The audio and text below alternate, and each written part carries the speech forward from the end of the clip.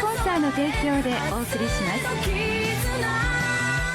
Hey guys, Kakarot197 again. This time with a review of the 144 scale high grade After Colony Leo full weapon set from the Gundam Wing anime series.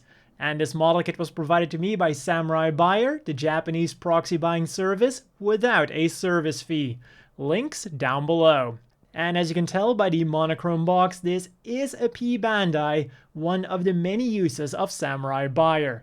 At the base of this kit, we get the same Leo that is available as a retail kit, so no surprises for anyone who's already built it. It's overall great looking, seam lines are mostly well hidden, and you only need a bit of paint to make your Leo look absolutely perfect.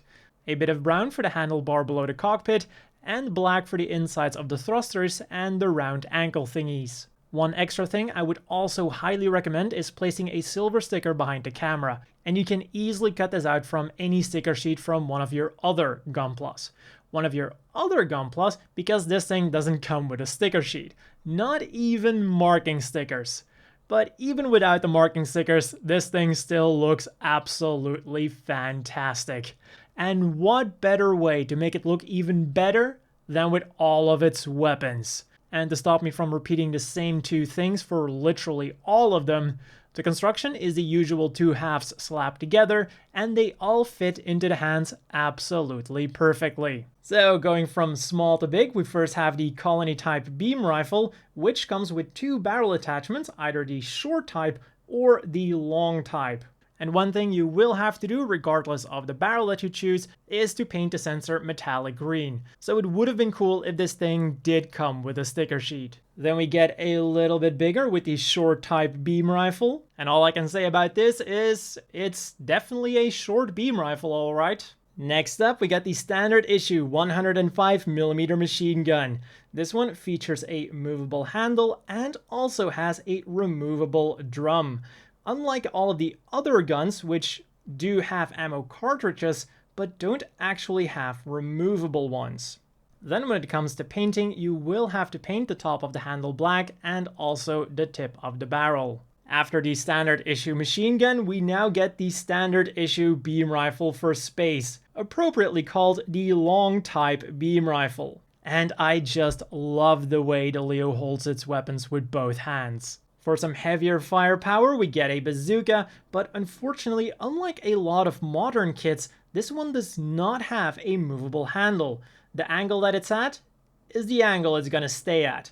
And you'll also have to do a little bit of painting on the sensor. And talking about firepower and movable handles, we get the Mega Beam Cannon. This one does have a movable handle. And it also makes your Leo highly effective against space shuttles. Then the final ranged handheld weapon that we get is, of course, the Dober gun. Now this handle also doesn't move, but the extra handle is on a ball joint so that you can easily hold it with both hands. To attach it to the Leo, you simply remove the shoulder armor and click on the Dober gun. And to make sure that you can get the perfect pose with this thing, it has a ball joint and a swivel. Also, if you buy two of these, you can actually hook them up to both shoulders symmetrically. But this is still far from all the accessories we're getting. And since I have the Dober gun on right now, what I think goes extremely well with the Dober gun is that shield. It's a very simple round thing. On the other side we get two beam sabers, for which we of course get two clear pink beam saber blades, and these are the old school shorter beam sabers, which is actually perfect for a smaller model kit like the Leo. And just as with the Dober gun, it's super easy to put it on. You simply remove the shoulder armor and click it on there. And talking about shoulder attachments, we also get these two cannons to turn your Leo into the Leo cannon type. Attaching them is simple. You again remove the shoulder pieces, then you attach these black ones, and then you slide the cannons onto them. They can also rotate around all the way, and you can actually position them so that the Leo can shoot himself. Which is of course not what you should be doing with these things. Instead, you should be shooting your allies whom you suspect being Oz members. Also, the barrels have to be painted gray. And we don't just get shoulder attachments, we also get back attachments. You simply remove this cover and you can put in a variety of things. Starting off with a parachute pack available in 2 colors, the correct green color or the incorrect remolded brown color. And then for those who prefer your Leo to fly rather than to not fall to death, we get the flight pack. And this thing not only looks super cool, but also has some articulation going on. The wings as a whole will rotate around and you can technically separate them, although I decided not to do so. And then the wingtips are on ball joints, will wiggle around, turn around, and do everything a ball joint does, in addition to tucking in to become a stored mode. And of course for the flight pack, we also need these 2 boosters. The only problem with them is, if you look at the peg that they use to connect to the leg, it's a square and not a round peg. So once you put them in there, they're not going to be rotating around, which is unfortunate. Instead, the only thing you can do is pull them out and reposition them at 90-degree angles. But still, even with that issue, it'll still look really good in combination with an action base, of course. Then the final backpack that we're getting is the Space Backpack. Now, while this one again looks really good, the problem is it's actually supposed to be all gray rather than all green. And then the thrusters should be red and the track that they're on black. Another unfortunate thing is that the thrusters don't move, so it would have been cool if they put a bit more effort into this backpack. And as you can see, the shoulders have now, of course, also been replaced with space variant shoulders. But one thing that bothered me in the anime still remains. Where on this thing is the beam saber that we constantly see Leos pulling out in the anime out of nowhere?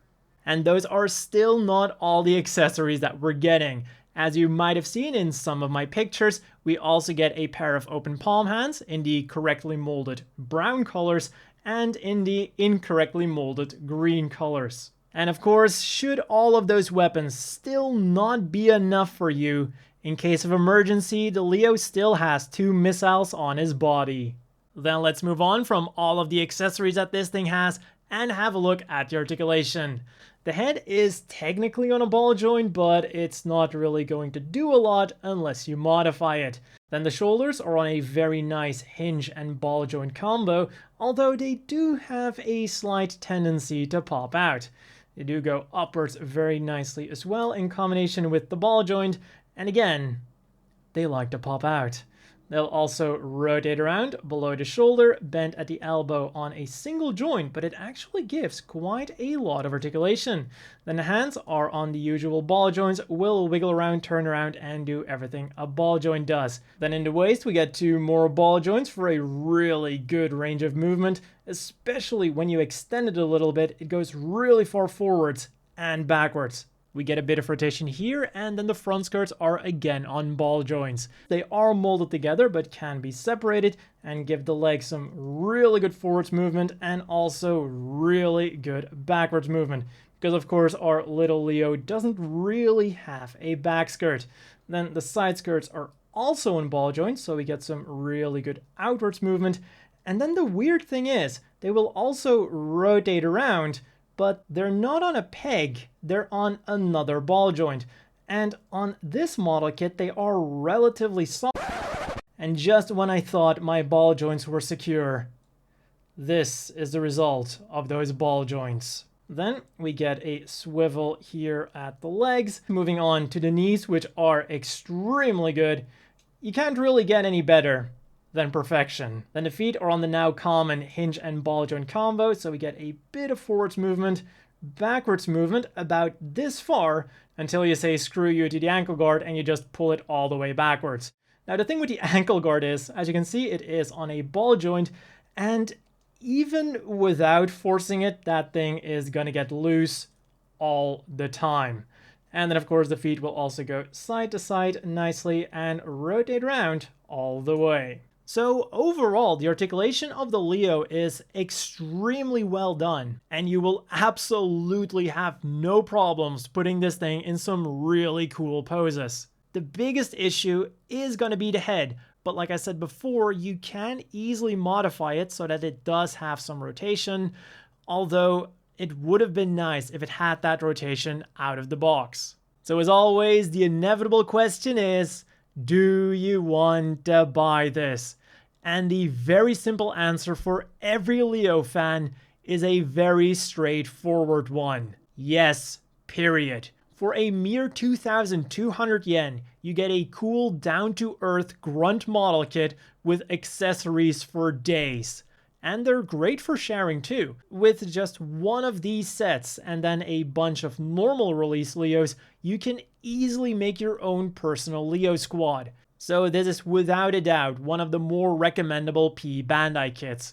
You're not just doing it for this kit, but you're doing it for all of your Leos. Remember, sharing is caring. And if you're not a Leo fan, get this kit and you might just change your mind. Then for some size comparisons, here is next to two other modern wing kits, the Real Grey Tallgeese and the High Grade After Colony Wing Gundam. Then here is next to two old Gundam wing kits, the V8 and the Mercurius.